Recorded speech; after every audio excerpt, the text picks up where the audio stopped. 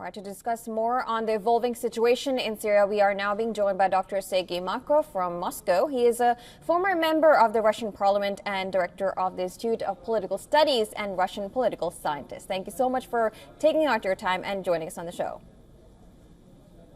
Now, let me just begin by asking you, Russian Foreign Minister Sergei Lavrov earlier said that Syria must not be allowed to fall into the hands of terrorist rebels. However, we see the fall of Assad's rule. First, what are your reactions and how is Russia looking at this development? Of course, Russia looking quite negatively all this development because the Russian government supported Bashar Assad government during 10 years. And partly it was very successful. But then, in just 2 weeks, 14 days, this Bashar Assad government fully collapsed. And of course, if collapse of the ally of Russia, it's what Russia doesn't like. It's first. Second, negative consequences could be it's exactly who took power in Syria. It's Hayat Tahrir al-Sham. It's former Jabhat, former Al-Qaeda, and it's very radical Islamist, something between Taliban and Islamic State. It means that it could be very radical Islamist dictatorship in Syria, and as a result, Syria, which is multicultural, multi-religious country, can strive a lot from those dictatorship of HTS, and this is Hayat Tahrir al-Sham. And as a result, a lot of Christians could leave Syria because of political repression and also another ethnical and religious minority. It's a second reason why Russia doesn't like it. Third reason is it's about Russian military base. Russia has military base in Khmeimim aviation and Tartus sea fleet, and this Russian military base used for the communication with Russian military operation in African countries. So now it's only one base used by Russia for the communication with African countries. So it could be the problem for in other regions. So generally it's very negative. But also everybody is shocked why Bashar Assad government, who fight it very strongly against his opponent during 13 years, dramatically collapsed in 13 days. No explanation. And another and fourth reason that as a result, now we can see the Syria is divided. Majority of the territory controlled by this radical Islamist HTC, but 25% controlled by Kurds, and something about 10% controlled by pro-Turkish Syrian National Army, and 10% controlled by Alawites in Latakia province, and a few percent controlled by Israel in a region close to the Lebanon and Israel. So it's divided. Either it will be new stage of civil war, or it will be compromise. We don't know exactly. But we pray that civil war will continue, but with another actors. Right. Also, to just add to that you mentioned that Russia did support in the fight against the rebels, and we saw in the initial days. Do you think there was a lack of support from Russia in the last few days, because this development just happened in a matter of just hours?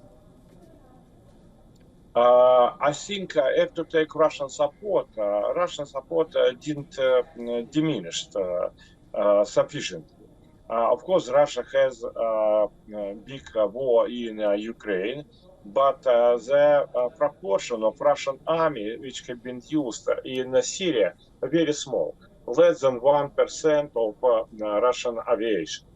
Russia took responsibility in Syria only for the aviation military operation. On the grassroots, on the land, it was on the Syrian army from Iran, Islamists from Iran, and also Shiis from Iraq. So Russia had no, in fact, responsibility for the grassroots operation. So it was not a Russian collapse. Russia didn't diminish sufficiently its military effort in aviation during this period because of Ukrainian war. It was Hezbollah who took the troops from Syria because Hezbollah has fighting against Israel on the south of Lebanon. It's one reason, but it's also not enough explanation why it's so collapsed. In fact, it means that Russian military support stay almost the same. Iranian support, military support, maybe decreased twice, but why Syrian army collapsed, it's still not explanation. All right. Now, that's really interesting. Now, my next question would be, it's like the question in everyone's mind right now is, where is Assad? The family, according to reports, is in Russia. Do you think Russia will give refuge to Assad? Of course, Russia will be happy to give possibility to Assad family to stay in Russia. Russia ready to give to every political people who have been overthrown by somebody like leaders of Kyrgyzstan, leaders of Uzbekistan, leaders of Ukraine. All of them stay in Russia when after they have been overthrown. Same for Bashar Assad. As we had rumors, no fact, but rumors, that Assad family already in Russia. As about Bashar Assad himself, it was not clear. He left Damascus this night. Then his jet disappeared. Why it disappeared? Because it had been crashed down, or because it's a switch off transponder and go to somewhere. We don't know where. Bashar Assad can go to the Latakia province, because Latakia province is a unique Syrian province. It took something about, it's not big, less than 10%, but it has majority of Alawites. But Alawi is exactly the religious of Bashar, of Assad family. And this Alawi is a very rich province, and province is a strategic place on the coast of the Mediterranean Sea, and 2 Russian military bases stay here. So one of the possibilities that Bashar Assad left Damascus to the Latakia province. Another possibility to Russia is to Iran, his major ally, or to the United Arab Emirates, because also it's United Arab Emirates used by many politicians as a neutral place.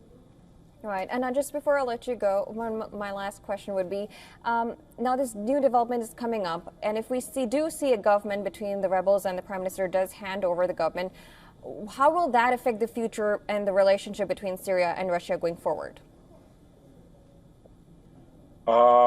It's not clear yet.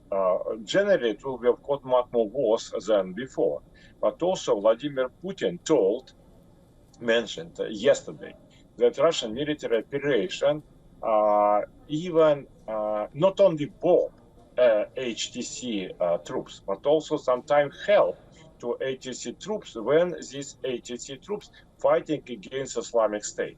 So there are some cooperation. Also, some connection between Russia and this HTC through Turkey, because Russia has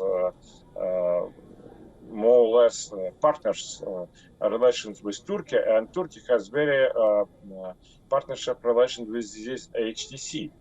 So it's another possibility. But also Russia, of course, will have to accept the reality. If it will be a new government, Russia will try to build such a relation with a new government. It's one of the possibilities that even new Syrian government would accept that Russian military base will stay in Latakia province. All right. Thank you so much for joining us and giving all your updates on that and your perspective. Thank you so much for joining us. Thank you.